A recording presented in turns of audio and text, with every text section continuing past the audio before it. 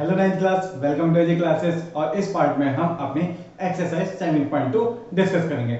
Last part में हम exercise 7.1 start कर चुके थे और वो हमने कंप्लीट कर ली थी। उसके बाद आते हैं हम अपने 7.2 एक्सरसाइज पर। तो जो इसका फर्स्ट क्वेश्चन है, देखते हैं क्या है। In triangle ABC and PQR, ठीक है। फर्स्ट क्वेश्चन है, एक हमें ट्रायंगल दिया है एबीसी और एक है PQR. A B C P Q R. Okay, ये हमें दो ट्रायंगल्स गिवन है और इसमें क्या है कि angle A equal to angle Q. तो angle A and angle Q both are equal and angle B equal to angle R. Angle B equal to angle R, ये दोनों एंगल हमारे इक्वल है, ठीक है। फिर क्या करें, which side of triangle PQR should be equal to side AB, ठीक है। मींस इस वाले ट्रायंगल में जो AB साइड है वो PQR की किस साइड के इक्वल होगी, so that the two triangles are congruent, ताकि ये दोनों ट्रायंगल्स हमारे कैसे हो, कॉन्ग्रुएंट हो, ठीक है। तो दो एंगल इक्वल है तो मतलब हमें कौन सा क्राइटेरिया लगाना होगा, एंगल साइड एंगल। ओके, ये क्राइटेरिया लगाना होगा। तो हमसे पूछा so that the two triangles are congruent. Okay, ये फर्स्ट क्वेश्चन है। तो एबीसी और पीक्यूआर ये हमारे कैसे हैं, कॉन्ग्रुएंट हैं, ठीक है। एंगल ए क्यू के इक्वल है, बी आर के इक्वल है। तो देखो AB साइड जो है, AB साइड जो है वो कौन कौन से एंगल के बीच में फॉर्म हो रही है, ए और बी के बीच में। तो इधर वाली जो ट्रायंगल्स की साइड होगी वो भी उन दोनों एंगल्स के बीच में ही फॉर्म होनी चाहिए, जैसे क्यू और आर के बीच में। तो मतलब ये जो AB साइड है ये किसके इक्वल होनी चाहिए, क्यू आर। तभी हमारे दोनों ट्रायंगल्स क्या होंगे, कॉन्ग्रुएंट होंगे। या ये कहो कि अगर ये दोनों ट्रायंगल्स कॉन्ग्रुएंट हैं तो ये वाली साइड्स हमारी इक्वल होनी चाहिए। क्यों होनी चाहिए, आराम से समझना। एंगल बी क्यू के इक्वल है और ए आर के इक्वल है। तो पूछा AB साइड, AB साइड देखो कि इन दोनों एंगल्स के बीच में फॉर्म हो रही है। तो इस वाले ट्रायंगल में इन दोनों एंगल्स के बीच में ये वाली साइड फॉर्म हो रही थी, क्यूआर बन रही थी, तो इसलिए हमने क्यूआर को इक्वल किया है। अब हम ये नहीं कह सकते कि BC और PR या BC को PQ के इक्वल कर दें, ऐसे नहीं। हमें पूरा क्राइटेरिया हमारा फुलफिल होना चाहिए, कंडीशंस हमारी सेटिस्फाई होनी चाहिए, तभी हम अपना बाय CPCT या bye angle side angle criteria से कह सकते हैं कि एंगल AB साइड जो है वो QR के इक्वल होगी, ठीक है। सेकंड क्वेश्चन क्या है, in triangle ABC and PQR, same दोबारा से ये क्वेश्चन दिया है, ठीक है। इसमें सेकंड क्वेश्चन है, ABC एंड PQR ट्रायंगल है, angle A equal to angle Q, angle B equal to angle R, which side of triangle PQR, ठीक है। ये तो हमारा फर्स्ट क्वेश्चन में था। सेकंड क्वेश्चन में हमें क्या करना है, पूछा कि PQR की कौन सी side should be equal to side BC। देखो पहले हमसे क्या पूछा था, AB के इक्वल पूछा था, अब पूछा है कि BC के इक्वल PQR की कौन सी साइड होगी।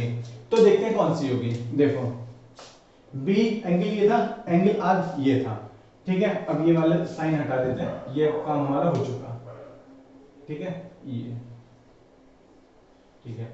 अब BC साइड किस किस के बीच में बन रही है, देखो A के अपोजिट है तो Q के अपोजिट साइड ये वाली होगी, ठीक है।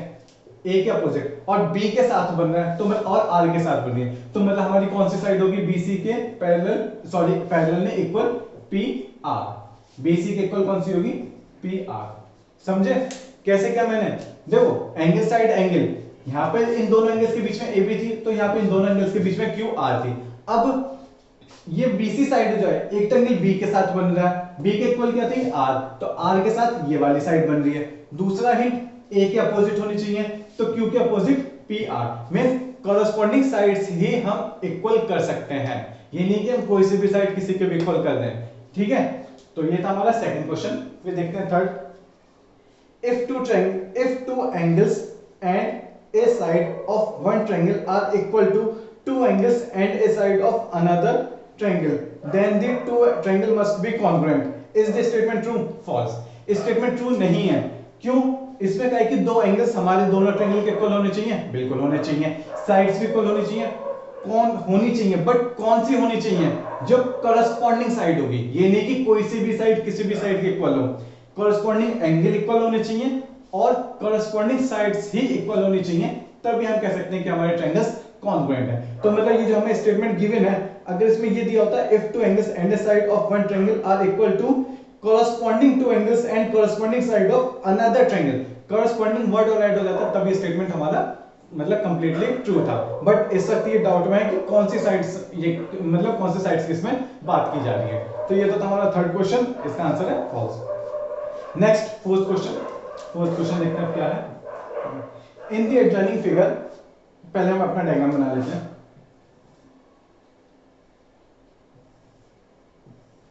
ये है, ठीक है, फिर ये है और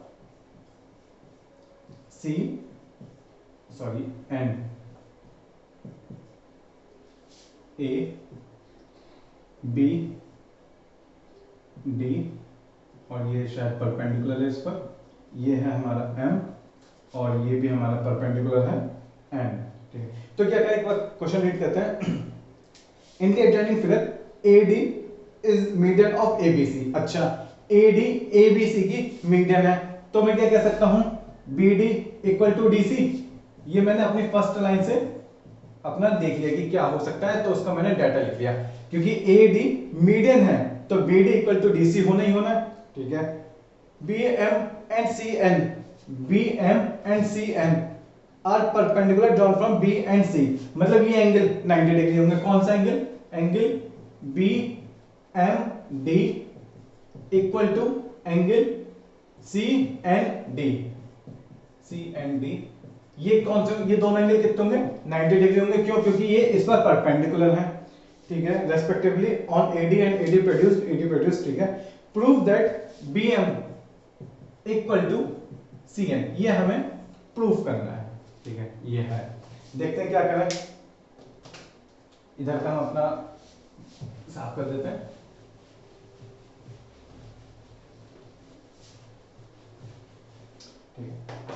यस, देखो हमारा डायग्राम बन रहा है। अब हमें क्या करना है, angle B M D C N D 90 degree, B D equal to D C, ये हमने कहां से लिखा, क्योंकि ए डी मीडियन है, ओके। अब हमें क्या करना है, B M equal to C N, B M equal to C N. तो मुझे क्या करना पड़ेगा, हिंट तो आपको क्वेश्चन में भी मतलब दिया है, बट आप खुद सोचो। मुझे एक तो वो ट्रायंगल लेना है जिसमें बी एम साइड आ रही हो, और एक वो ट्रायंगल लेना है जिसमें सी एन साइड आ रही हो, ठीक है। तो देखो सी एन साइड देखो किस में आ रही है, सी एन, तो मतलब मैं सी एन डी ये वाला ट्रायंगल ले लूं, तो मैंने अभी ऐसे लिख लिया, ट्रायंगल सी एन डी। अब बी एम के लिए देखो, बी एम दो ट्रायंगल में आ रही है, कौन कौन से ट्रायंगल में, ए बी एम और बी एम डी, बट मैं बी एम डी लूंगा जैसा क्वेश्चन में भी हिंट दिया हुआ है, ठीक है। लेकिन क्यों ऊपर वाला ट्रायंगल क्यों नहीं लिया, ठीक है, क्यों नहीं लिया, देखो अगर मैं बी एम ए ले लेता, ठीक है, तो मैं बीडी और डीसी ये वाला डाटा यूज नहीं कर पाता। अगर मैं ये ट्रायंगल और ये ट्रायंगल लेता हूं, तो बीडी और डीसी इन दोनों का रिलेशन मुझे पता है, और रिलेशन क्या है, ये दोनों इक्वल हैं। तो इसलिए हमने बीएमडी ये वाला ट्रायंगल और ये वाला ट्रायंगल, ये दोनों ट्रायंगल अपने कंसीडर किए, ठीक है। तो चाहो तो आप इन्हें अलग से भी बना सकते हो, ठीक है, इस तरह से। ये हमारा हो गया बी एम डी, और दूसरा ट्रायंगल हमारा कौन सा है, सी एन डी, ओके। अब हमें अगर ये दोनों ट्रायंगल कॉन्ग्रुएंट दिखाना है, कॉन्ग्रुएंट दिखाकर क्या होगा, इनकी कॉरस्पॉन्डिंग साइड इक्वल हो जाएंगी, तो क्या मैं फिर ये नहीं कह पाऊंगा, बिल्कुल कह सकता हूं। तो इसलिए हम क्या करें, इन दोनों ट्रायंगल्स को कॉन्ग्रुएंट दिखाएं, ठीक है। तो क्या करें, angle m equals to angle n, triangle angle m equals to angle n, दोनों ट्रायंगल में, क्यों, क्योंकि दोनों ही 90 डिग्री है, गिवन है। Next BD equal to CD, क्यों, BD इक्वल्स टू DC, क्यों, इसके आगे लिखोगे क्योंकि AD is median of BC, that's why BD will be equal to DC, okay. ये हुआ। अब एक एंगल और होना चाहिए, एक एंगल हो गया, साइड हो गया, एक एंगल और मुझे मिल जाए तो मैं कह सकता हूं bye angle side angle criteria these two triangles are congruent, then corresponding side will be equal। तो कौन सा एंगल और इक्वल होगा, आपको कौन सा लगता है, देखो MN और BC ये दोनों एक दूसरे को डी पर इंटरसेक्ट कर दिया, तो ये वाला एंगल इक्वल होंगे नहीं होंगे, opposite angle, vertically opposite angle equal होंगे नहीं होंगे, मींस एंगल BDM ये इक्वल टू NDC, ये दोनों एंगल क्या होंगे, इक्वल होंगे। अब अगर ये दोनों ट्रायंगल हमारे कॉन्ग्रुएंट हो गए। कॉन्ग्रुएंट कैसे हो गए? दो एंगल एक side means angle side angle criteria से दोनों ट्रायंगल्स कॉन्ग्रुएंट है, तब इनकी कॉरस्पॉन्डिंग साइड क्या होंगे? इक्वल होंगे। और फिर मैं ये लिख सकता हूं BM = CN। क्वेश्चन कैसे करेंगे? ये लिखा, फिर ये दोनों लाइन लिखी, इसके आगे रीजन लिखोगे। क्या लिखोगे रीजन?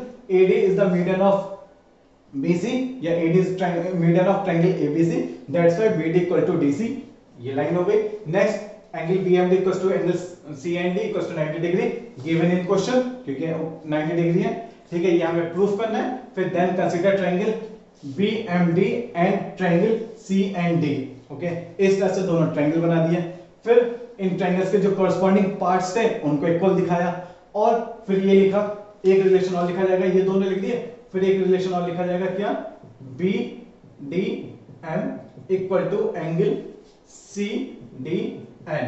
ठीक है, और इसका आगे रीजन लिखा जाएगा, क्यों? अपोजिट एंगल्स हैं, that's why this one is also equal. ठीक है, फिर हम क्या लिख सकते हैं कि ट्रायंगल, ये लिख लो यहां तो, ठीक है, triangle BMD will be congruent to triangle CND। अब इसमें देखो कि क्या हमने सही पोजीशन पर सही साइड से रखी है, मींस M के कॉरस्पॉन्डिंग N है, तो M और N दोनों बीच में, ठीक है। D D D और D, मतलब ये भी थर्ड प्लेस पर है, यहाँ D यहाँ भी थर्ड प्लेस पर है। ठीक है, तो मतलब हमने ये दोनों ट्रायंगल्स के जो साइड्स लिखे थे वो सही लिखे हैं, प्रॉपर लिखे हैं। तो हम कह सकते हैं BM = CN, ठीक है, ये इसके इक्वल होगा। MD = ND and BD = CD। ठीक है, ये तो गिवन भी था, BD = DC, फिर भी हमने दोबारा लिख दिया। तो ये तीनों साइड्स क्या होंगे? इक्वल होंगे। और इसमें से हमें कौन सी वाली प्रूफ करनी थी? ये प्रूफ करनी थी। तो ये हमारा होगा फर्स्ट क्वेश्चन। इसके बाद देखते हैं, ये डस्टर सही है।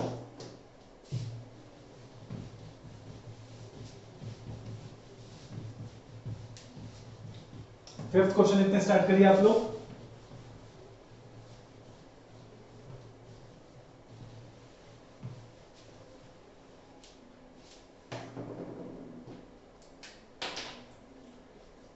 Yes, in the adjoining figure BM and DN perpendiculars, पहले हम डायग्राम बना लेते हैं अपना। ये फिफ्थ क्वेश्चन है।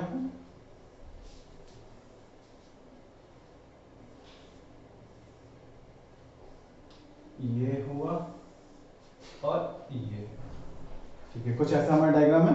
अच्छा, ये भी है, ये, ठीक है। अब अपना बना लेते हैं A B C D, ये इंटरसेक्टिंग पॉइंट E, ये N और ये M, और ये दोनों 90 डिग्री हमें दिखा रखे हैं। तो क्वेश्चन पढ़ते हैं। In the adjoining figure, BM and DN are perpendicular to line segment AC.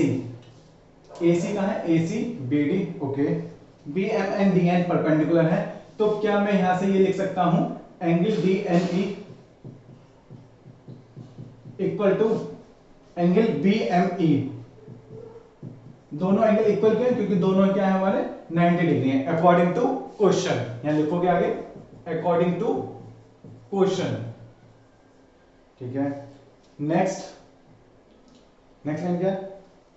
If BM = DN, BM = DN, BM का है यस, BM एंड DN जो हमने परपेंडिकुलर ड्रॉ किए हैं वो भी हमारे इक्वल हैं, ये भी अकॉर्डिंग टू क्वेश्चन।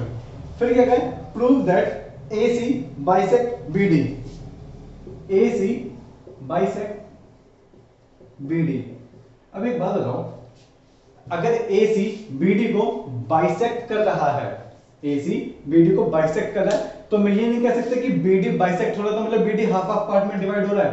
तो BD कहां है? BD ये है, मतलब BE = ED। क्या ये प्रूफ नहीं करना मुझे? ठीक है, सोचो आराम से, थोड़ा दिमाग लगाओ। क्या कहा? AC BD को बाइसेक्ट कर रहा है। बाइसेक्ट करने का क्या मतलब है? दो हाफ हाफ इक्वल पार्ट में डिवाइड कर दे रहा है, तो मतलब BD का हाफ पार्ट कितना हो गया? BE और ED। क्यों? क्योंकि AC E पर ही तो इंटरसेक्ट कर रहा है ना। अगर E पर इंटरसेक्ट कर रहा है तो बी डी बाइसेक्ट हो रही है, मतलब बाइसेक्ट का क्या मतलब है, जो ए पॉइंट है बी डी को हाफ हाफ में डिवाइड कर रहा है, हाफ हाफ मतलब बीई और एडी इक्वल। तो मतलब अल्टीमेटली मुझे प्रूफ क्या करना है, मुझे प्रूफ ये करना है। अगर मैं ये प्रूफ कर दूं तब मैं लिख सकता हूं कि एसी साइड जो बीडी को ई पॉइंट पर इंटरसेक्ट कर रही है या कट कर रही है, तो वो ई पॉइंट बीडी को क्या करेगा, बाइसेक्ट कर रहा होगा, या AC will bisect to BD. ठीक है, दोबारा समझते हैं क्या कहा मैंने। मैंने कहा कि एसी बीडी को बाइसेक्ट कर रही है, ये मुझे प्रूफ करना है। बाइसेक्ट का क्या मतलब हुआ, पहले ये समझो। बाइसेक्ट का मतलब हुआ कि दो इक्वल पार्ट्स में मतलब उन्हें बांट रही है, डिवाइड कर रही है। ठीक है, दो इक्वल पार्ट्स में उन्हें कर रही है। तो इक्वल पार्ट्स में डिवाइड कर रही है बीडी, कौन कर रही है, एसी। तो एसी किस पॉइंट पर इसे कट करती हुई जा रही है, ई पर। तो मतलब ई पॉइंट ही तो इसे बीडी को हाफ हाफ पार्ट में इक्वल पार्ट्स में डिवाइड कर रहा होगा, मतलब बीडी को मैं लिखूंगा बी इक्वल टू एडी। और अगर मैं b equal to ED proof कर दूं तो ये तो बात होगी ना कि E BD का मिड पॉइंट है, या E जो है BD को बाइसेक्ट कर रहा है। और अगर E BD को बाइसेक्ट कर रहा है तो E कहां से आया था, E AC से ही तो आया था। तो AC क्या कर दी होगी, BD को बाइसेक्ट कर दी होगी। तो हमें अल्टीमेटली क्या प्रूफ करना है, BE equal to ED, BE equal to ED। अब देखो, अब कौन से मैं दो ट्रायंगल लूं जिसमें एंगल साइड एंगल या साइड एंगल साइड कोई सा भी क्राइटेरिया लगाकर मैं कह सकूं कि उनके कॉरस्पॉन्डिंग पार्ट्स इक्वल होंगे। तो देखो BE और ED, तो क्यों ना मैं DEN और BME ये वाले ट्रायंगल ले लूं। ठीक है, कौन कौन से ट्रायंगल लिए मैं यहां बना लूं। ठीक है, एक ले लिया मैंने B, इधर B इधर B नहीं दिखा दे, इधर B दिखा देते हैं, BME। ठीक है, BME और DNE। ठीक है, ये है। अब देखो कौन कौन से एंगल इक्वल है, कौन कौन सी साइड इक्वल है। BM और DN इक्वल है अकॉर्डिंग टू क्वेश्चन। और क्या इक्वल है, DNE और BME। DNE ये भी 90 डिग्री, BME ये भी 90 डिग्री। ठीक है, अब या तो एक साइड मिल जाए या एक एंगल मिल जाए तो मेरा मतलब मेरी बात बन जाएगी, मेरा काम हो जाएगा।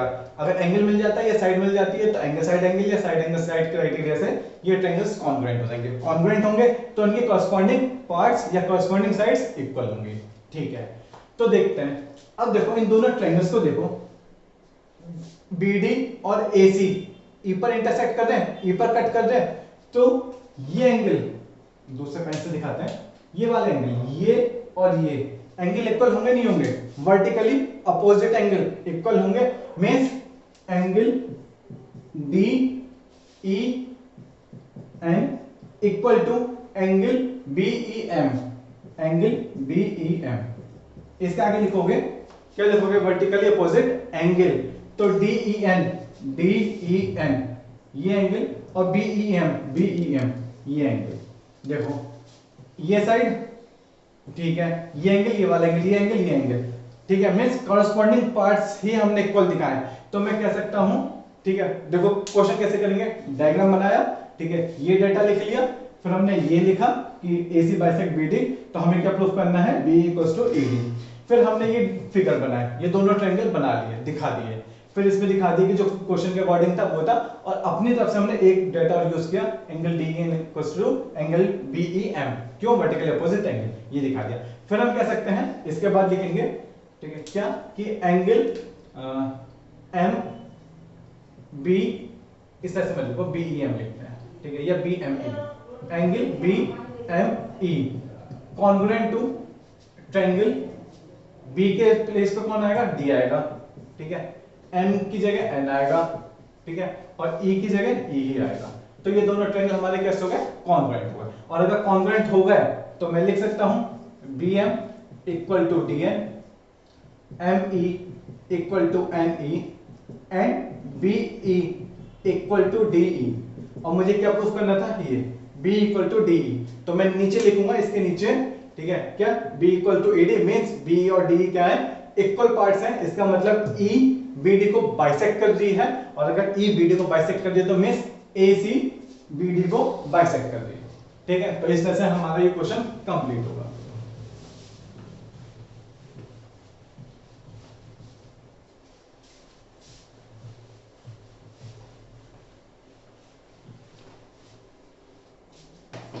नेक्स्ट यस, फिफ्थ हो गया, फिर देखते हैं sixth.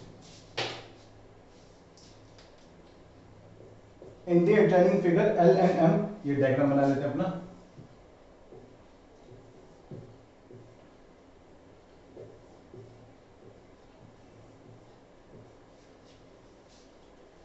L M P Q and A B C D, A B C D, और ये मिल रहा है, ठीक है। इसे आप लोग सही से मिला लेना, ठीक है। ये अब क्या कहा, L M are two parallel lines intersected by another pair of parallel lines P and Q, मतलब पी क्यू भी पैरेलल है और एल एम भी पैरेलल है। Show that triangle A B C, triangle A B C congruent to triangle C D ए।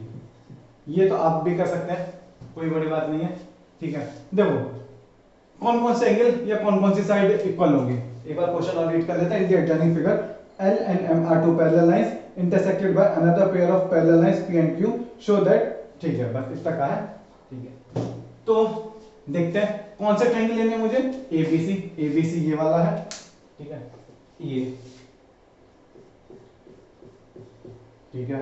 और दूसरा triangle कौन सा है, दूसरा ट्रायंगल है CDA, ये वाला CDA।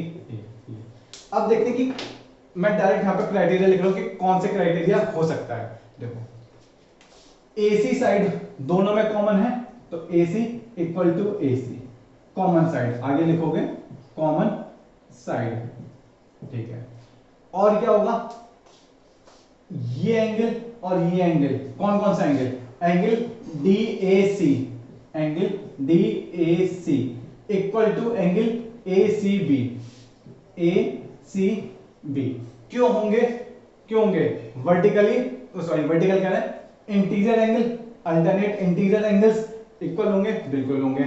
अब क्या कर सकते हैं हम, एक साइड हो गई, एक एंगल हो गया, एक मुझे या तो साइड मिल जाए या फिर एक एंगल मिल जाए, तो कौन सा इक्वल होगा। देखो जब ये और ये इसके इक्वल है तो ये वाला एंगल इसके इक्वल नहीं होगा।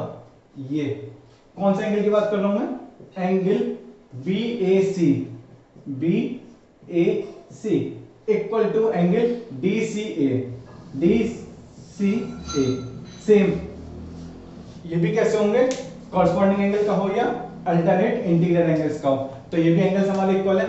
तो मतलब साइड और दो angles means angle side angle criteria से ये दोनों ट्रायंगल्स क्या हो जाएंगे, हमारे कॉन्ग्रुएंट हो जाएंगे, ठीक है। फिर देखते हैं सेवेंथ क्वेश्चन। सेवेंथ का इंडिया एडजॉइनिंग फिगर डायग्राम बना लेते हैं।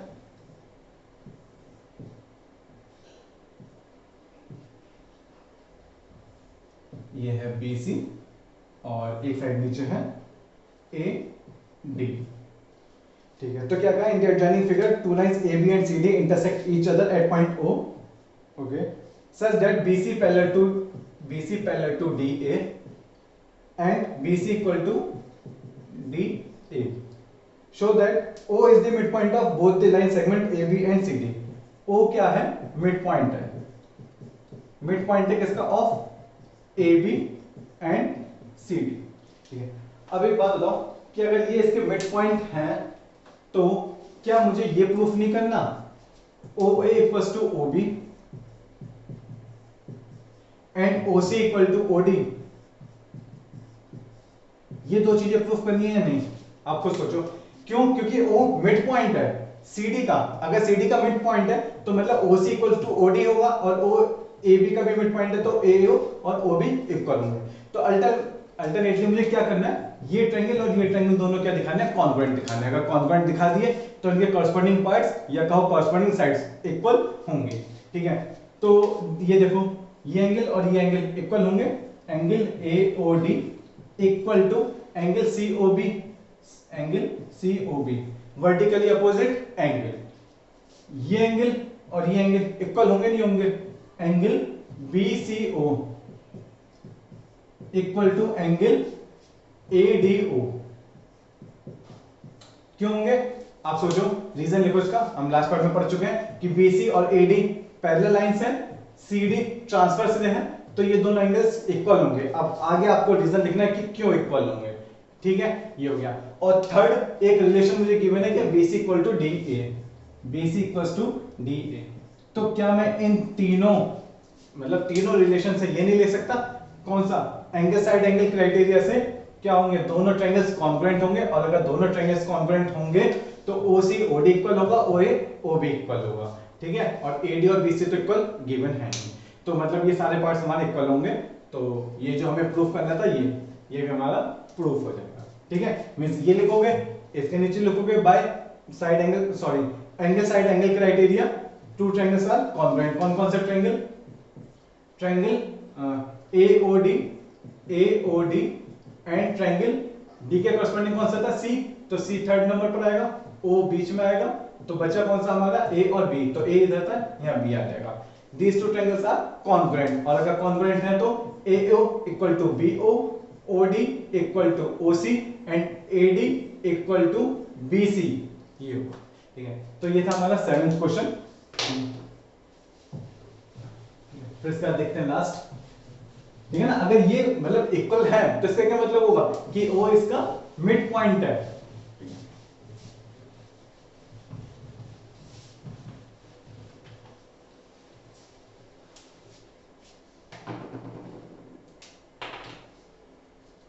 ठीक है, लास्ट 8th क्वेश्चन, इसका डायग्राम बना लेते हैं।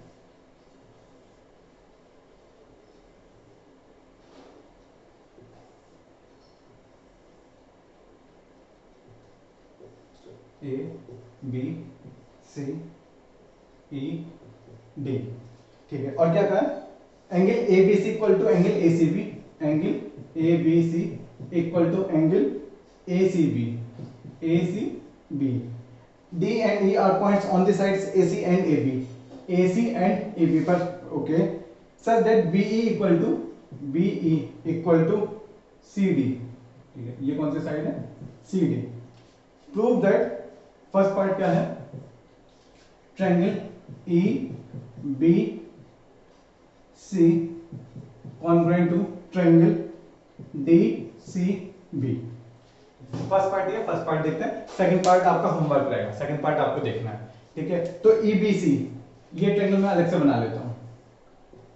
ठीक है, EBC, और दूसरा ट्रायंगल कौन सा है, DCB, ये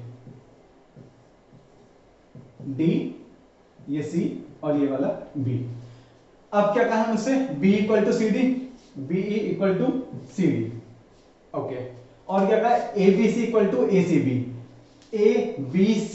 अच्छा, ABC कहो या EBC कहो, ये एंगल तो सेम रहेगा ना, ABC कहो या EBC कहो, ये वाला एंगल तो सेम है, तो मैं ये कह सकता हूं कि EBC किसके इक्वल है, ACB कहो या DCB कहो, तो DCB इस एंगल के इक्वल है। ठीक है, ये हुआ। अब बचा क्या, एंगल के इक्वल हो गई, साइड के इक्वल हो गई। ठीक है, अब मुझे या तो एक एंगल और मिल जाए या कोई साइड मिल जाए। तो क्या देखो, BC इसमें भी है और इसमें भी है, मतलब दोनों में BC। तो क्या करोगे, आप यहां पर लिखोगे B equal to CD, angle EBC equal to angle DCB।